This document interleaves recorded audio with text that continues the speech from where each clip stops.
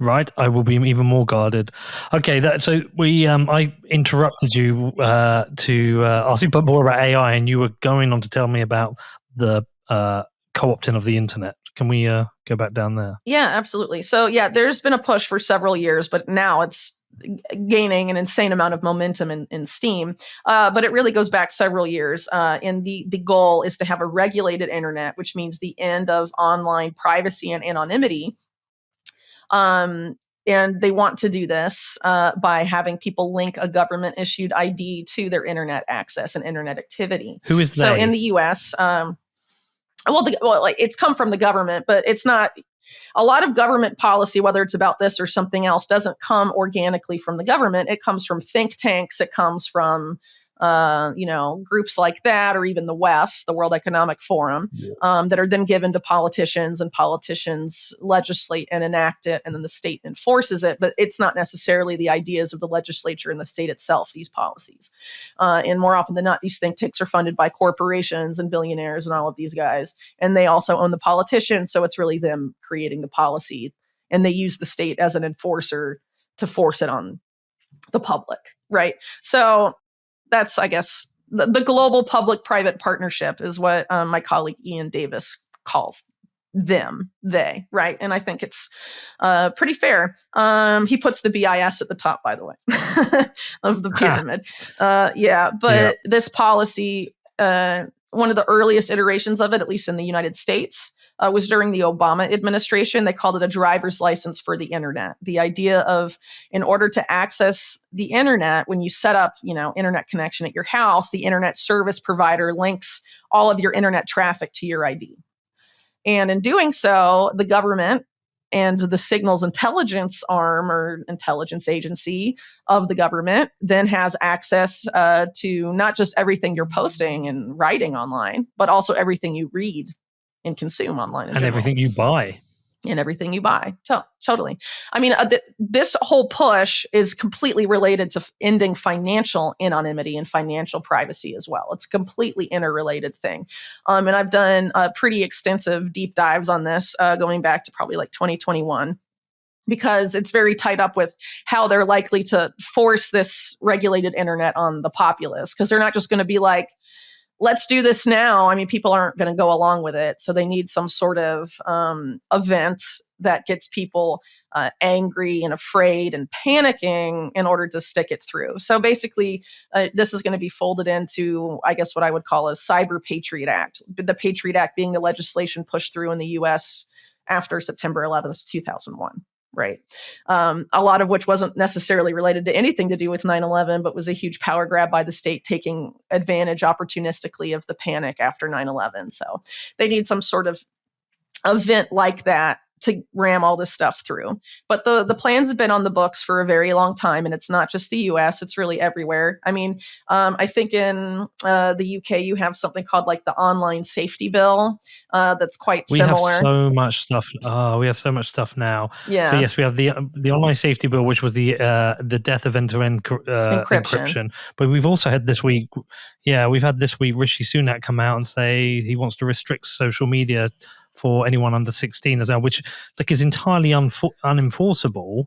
But it feels like I'm. Well, you have to link it then to your government issued ID so they can verify what your age is. They have all these different excuses. Exactly. A lot of it, like the Online Safety Bill, they'll say, "Oh, it's about protecting children," but really, it's about ending encryption, which law enforcement in the UK and the US have been trying to do so hard for years and years and years. I mean, Bill Barr, who was Attorney General under Trump in the US, was like, that was his main policy goal, was to end encryption. And he talked about it all the time, but a lot of people didn't really pay attention, I guess. But in the UK, it's a similar push because, of course, as I'm sure you're aware, the UK national security state and the US national security state are very intertwined, specifically signals intelligence, the whole Five Eyes alliance, which is obviously includes more countries, but it's UK and US dominated, obviously. It's not like Australia and New Zealand are running the show there, Yeah. So I don't even think it's the UK running the show. I think it's the US running the show, and we may be part of it, but we're really subservient to the US. Well, it to a big extent, yeah. But then you also have a major like financial center that you could argue, has a lot of the City of London, right? There's a lot of speculation about, Britain still holding a significant amount of the seat of global financial power, but I'll leave that discussion for another time because that's probably not probably have to prep a little more for that kind of conversation, honestly. But so in terms of what we're talking about with government, regulation of the internet and all of this, it's coming, right? We're already seeing the first signs of it here. There's an obvious push to censor more speech and link people's speech to their ID and have it more surveillable than ever before. Gutting encryption, why do they want to do that? So they can read everything that you say and all your transactions, follow them all. There's a similar effort in crypto and specifically with Bitcoin to criminalize mixers and criminalize any sort of service that affords you increased financial privacy. And that's only going to escalate. They have criminalized mixers because, I know of at least 3 cases where people are either tied up for multi-year lawsuits for the creation of mixers. They're money launderers. No, right. So it's already started. But what I'm trying to say is that where they want to take this, if anyone uses a mixer, they can go after you. That's what they want to set up. They don't want anyone to have financial privacy or online privacy anymore. And that's what part of this agenda about a regulated internet is. And it directly ties in with stuff like a central bank digital currency, at least what people are concerned about a CBDC for, which is the surveillance capability and the programmability aspect. It's all tied up with this effort to regulate the internet, which isn't really fair to say it's regulating the internet. It's more like taking complete control of the internet, a complete coup of the internet for unprecedented surveillance and control of people's online lives. At the same time that you have these same entities pushing for people to live their lives online as much as possible, as part of the fourth industrial revolution and all of this other stuff. Like we saw in the COVID era, we're locking down. You can't go out and do stuff in the physical world. You have to be online as much as possible. Education's online. Work is online. As much of your life as possible has to be online now because you can't go in person to the bank. You can't go in person to this. You should order your groceries through your phone and all of this stuff, So they're pushing us more and more into the digital realm and at the same time preparing to take more control of the digital realm than they have now by a significant degree. And that's not a coincidence. I'm sorry if you think that's coincidental. That's very naive of you. Let me just ask you something. So on this, I'm following the path of everything you're saying and agreeing and recognizing it's coming. I always try and think, why?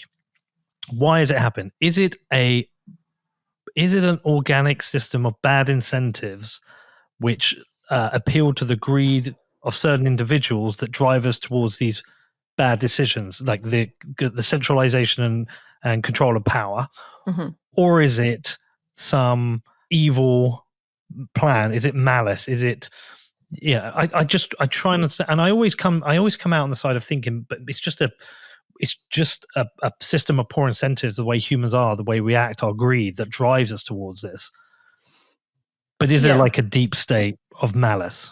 Well, okay. So obviously when you're talking about the powers that be, there's competing factions, right? Not all of them agree, but they agree about a lot of the stuff.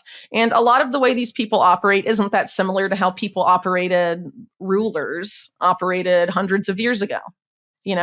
They want complete and control of money and political power and power more broadly, because then they can do whatever they want for themselves and have a double standard for themselves, but force other people to live a certain way to support their lifestyle. Right. Mm. And essentially what we're seeing here is an effort to use technology to entrench that in unprecedented ways so that there's no more need to worry about the peasants revolting. Right. I think that's ultimately what it comes down to. So as an example, this push for a regulated internet and the end of online anonymity and all of that is directly related to the fact that it's a mathematical inevitability that our debt-based monetary system will collapse at some point, and that the banking system, particularly Wall Street and its global equivalents, have engaged in an unprecedented degree of malfeasance and corruption and insane financial gambling activities. And just like 2008, right? That's going to explode at some point. But in 2008, people knew it was the banks and they were mad at the banks, weren't they? So if you're the banks and that's going to happen again, and you're in bed with the intelligence agencies and the government, or in the case of the US, you own the central bank, right? You don't want that to happen again. So how do you find a way to blame somebody else for the financial system imploding? And when you bring the financial system back, what do these people, people like Jamie Dimon and all these top bankers, like, what is their ideal scenario for money and how people interact with and use money? Well, being able to grift as much as you want and take as much as you want from the people under you without them knowing or complaining, because that's what they've been doing for decades, right? Wall Street. So they want to keep doing that. They don't want to change their behavior.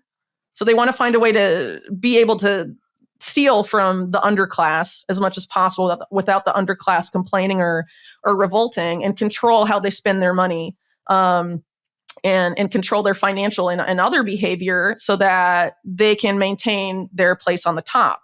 So what we're having is the engineering of a neo-feudal society where you have the small upper class and then a massive underclass that the upper class can manipulate and control and do whatever they want with as they see fit. And so that's what I think the ambition of a lot of these various initiatives we're seeing for unprecedented control and surveillance are aimed at.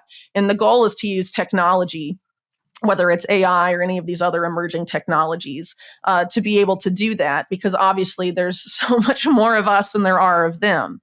And so in order to scale what they want to scale, to be able to deal with the huge difference in size between their class and our class, they feel like, they need these emerging technologies. They need AI. And that's why I see AI as a largely negative thing, because the people that want to do this are the ones setting it up and programming it and deciding what its objectives are,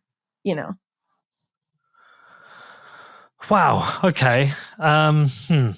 See, that takes a big shift, because I definitely buy into a bad system of incentives. I do. But then I try and imagine a scenario whereby I'm trying to think there's a group of people who are looking at us peasants and thinking they need to control us. The best way to do it is to essentially eviscerate the middle class but they've been doing that, and the money has been they going have been up. doing that. But I sometimes whether again, is that just the bad incentives? Like poor governments, election cycles mean that they have to keep printing, which drives yeah. But who designs those incentives and prevents them from being changed? Oh, I just wonder if they're the incentives are in us as humans. Like greedy people who are close to the spigot can print it for themselves, and then it has these outcomes. But maybe you're right. But I think, how do people get into the elite? Not everyone that's in the elite today was born into it, right? They cultivate into their ranks people that are psychopaths, right? Do you get a tap on the shoulder? Controlled by greed and all of that stuff to come flesh it out, right?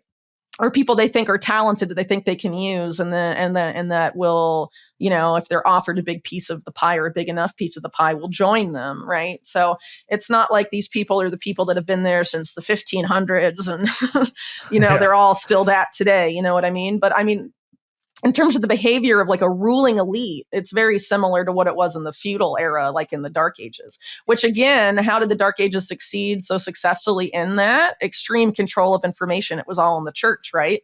No one knew how to read and write but them. So it was again, centralized control of information and also of money.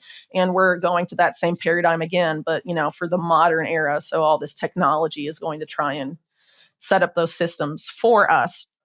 And I think people need to be really aware of all these, in the next couple of years, without a doubt, there's going to be these events whether it's like COVID or 9/11 or whatever, they're not going to be the same as those, but they're going to be these big events that generate a lot of fear and panic, and mainstream media is going to be traumatizing people with it, and then are going to sell a particular solution. And when it comes for the internet or the financial system, they're going to make the enemy privacy. They're going to make the enemy privacy 100%. And the solution is going to be digital IDs and programmable, surveillable money. It doesn't have to be CBDCs, by the way. I mean, CBDCs, I think most people know, are going to be that, but it doesn't. It's not just CBDCs. There is a goal. There is a push from the banks themselves, some of the most powerful banks in the world, to have, at least in some countries, a different system that's not a CBDC. Because with a CBDC, they can't do fractional reserve banking. And so that's what deposit tokens are all about. Tokenizing deposits, and you can make those programmable and you can surveil them. And it's really just like a CBDC, but they won't call it that. But then the bank controls all the reserves, and maybe they'll bank some of their reserves at the Fed or whatever, but they can still do fractional reserve banking and credit creation and all of this stuff, and not actually have to keep a one-to-one peg of reserves like CBDCs or like a fiat peg stablecoin. And so there's a push for that too at an international level. It's not just in the U.S., but it's definitely happening in the U.S. And I would argue that's one of the reasons that you have the Federal Reserve, which is again owned by Wall Street banks in the U.S., being like, we're not going to do a direct issued CBDC, and freedom advocates in the U.S. are like, yeah, the Fed's on our side because of that. No, it's not. The Fed is 100% always on the side of Wall Street banks, and Wall Street banks only don't want a CBDC because they don't want to give the Federal Reserve their power. They want to keep their power, and they want to keep doing fractional reserve banking.